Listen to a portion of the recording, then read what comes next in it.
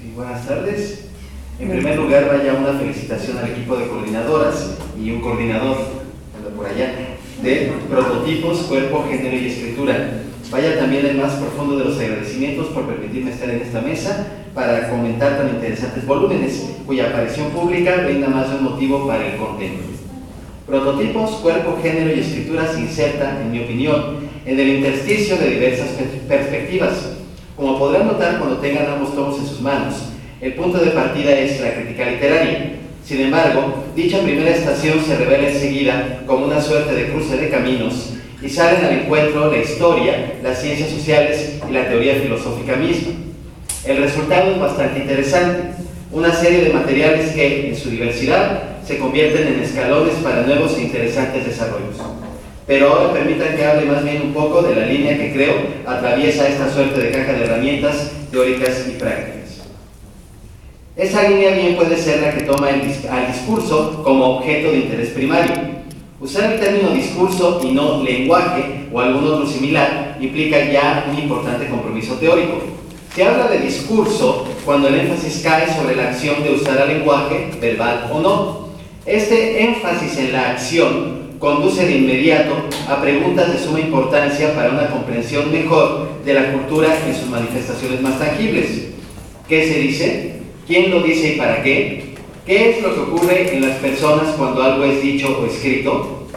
¿Qué hay de esa cara oscura de la luna de lo que el discurso no dice, pero permanece, diría tal vez Derrida, como la huella que escapa pero que da cuenta de algo que inquieta y merece ser pensado también?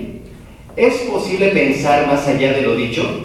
¿O guardan las entrañas mismas del discurso algo del secreto que permita entender un poco mejor lo que ocurre con nosotros mismos, con nosotras mismas en la vida de todos los días?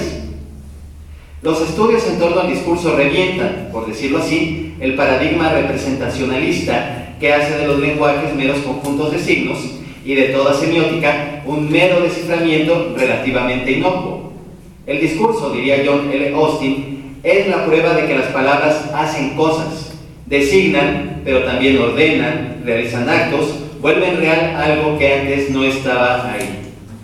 El hecho de que los trabajos que conforman prototipos, cuerpo, género y escritura, tengan como denominador común el interés en el discurso, es algo que debe agradecerse, si de lo que se trata es de comprender qué es esto que somos y cómo es que lo somos. Pero hay algo más. Los estudios sobre el discurso, al abrir la puerta a las acciones de los seres humanos, tocan o atraviesan la materia misma de la realidad.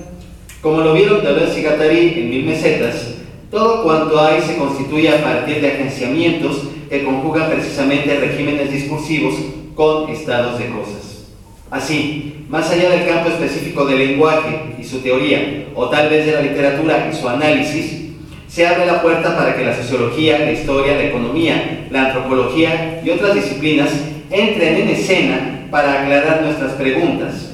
El discurso erótico de la mujer poeta, o bien el de un suplemento periodístico para la mujer de los años 50, o el de una novela de Josefina Vicens o de Gustavo Sainz, no es meramente una cadena de significantes que de alguna forma se relacionan con cosas más allá de la cadena misma, cosas intratables para el estudioso al volverse trascendentes.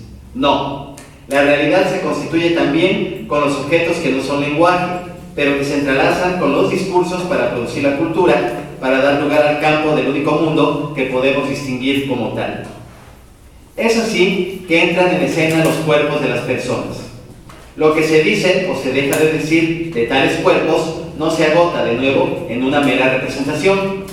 Los discursos sobre el cuerpo son, como hemos visto y como podrán apreciar al leer la obra, discursos en el cuerpo, líneas que demarcan territorios o que apuntan hacia las vías de escape. El cuerpo natural, si por tal cosa se entiende a la entidad que puede sustraerse al lenguaje, no existe. Lo que se dice o se deja de decir de los cuerpos humanos es ya una pieza del agenciamiento entre cierto tipo de discurso y ciertas condiciones históricas, sociales y culturales. Y lo que se fuga de dichos agenciamientos es lo que abre la puerta a la posibilidad, a la novedad que tal vez prometa condiciones de vida menos exclusivas y opresivas para todos nosotros. En el volumen 2 de Prototipos, por ejemplo, encontramos los artículos de Leticia Romero y Ludivina Cantú, dedicado respectivamente a la obra poética de Coral Bracho y Minerva Margarita Villarreal.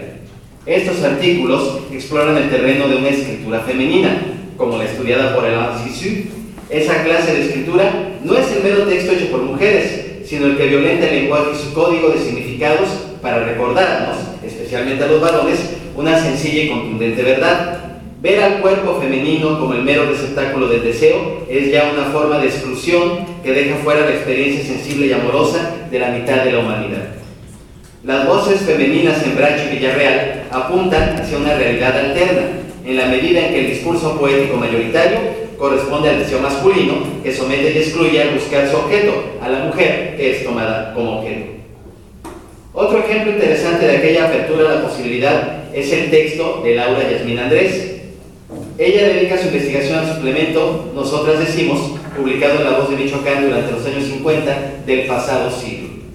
La autora encuentra en el discurso visual y verbal de dicho suplemento una normativa, un deber ser, que apuntaba hacia la manera en que las morelianas de entonces podrían conservar su feminidad y al mismo tiempo entrar de lleno a la vida moderna.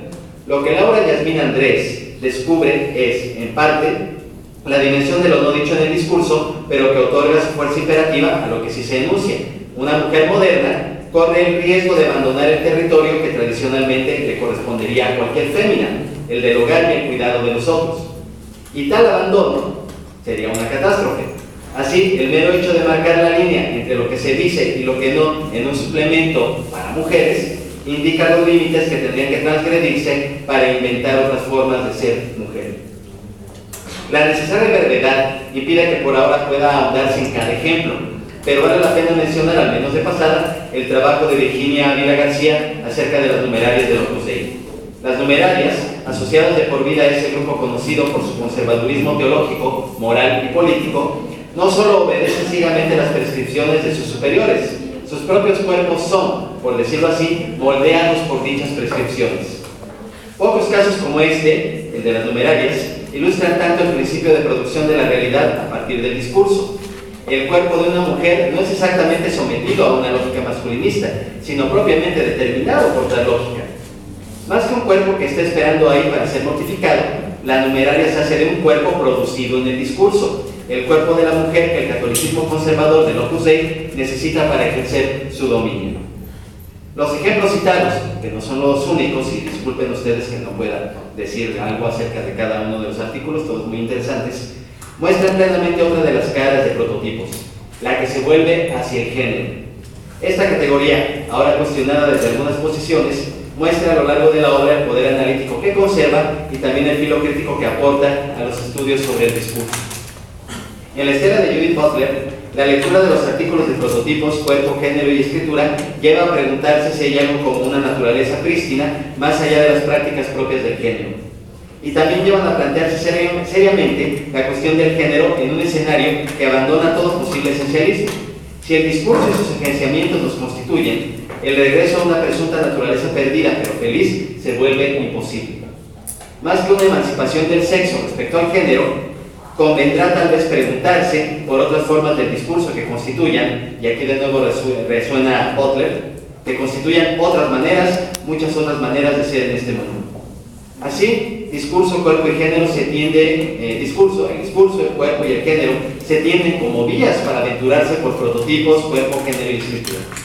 La aventura es para el pensamiento que busca comprender lo que las cosas son y lo que nosotros mismos, nosotras mismas, somos entre las cosas. Somos no por alguna esencia oculta más allá de las apariencias y tal vez tampoco por alguna íntima constitución ontológica casi indescifrable. Tampoco somos un cuerpo al que le avienen las palabras como de otro mundo. Somos, más bien, el cuerpo generizado que resulta de las palabras y las cosas y de lo que hacemos social y culturalmente con las palabras y las cosas. Prototipos es, en este sentido, también una herramienta política. Las líneas discursivas del cuerpo y el género marcan la frontera entre lo dado y lo posible. La tarea crítica, desde luego, es abrir un mundo que excluye y oprime hacia lo posible, lo que puede ser de otro modo, esperamos que de otro modo mejor que el actual. Gracias.